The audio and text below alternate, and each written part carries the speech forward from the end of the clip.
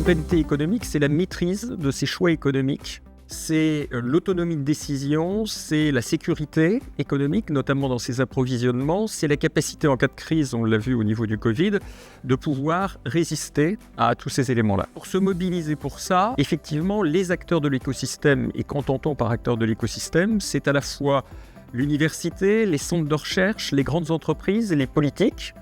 Les startups, toutes les entreprises naissantes, doivent aller effectivement dans un même sens et collaborer ensemble.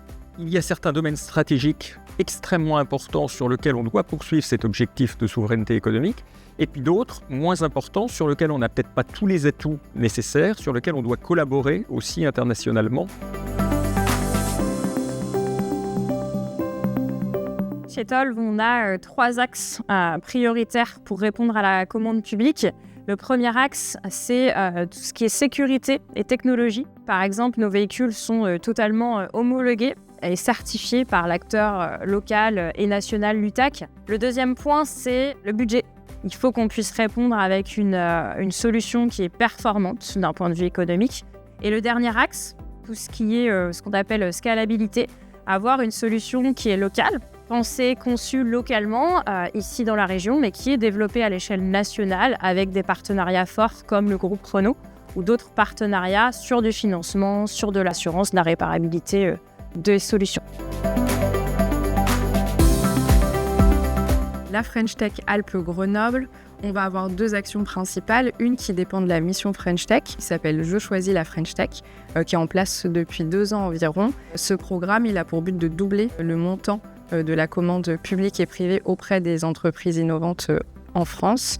Ça va passer par plusieurs actions, notamment la signature d'une charte à destination donc des acteurs institutionnels et privés pour s'engager à acheter plus d'innovations françaises.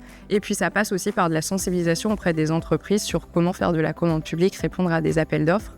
On accompagne depuis 2017 cet achat public innovant via Territoire Solutions.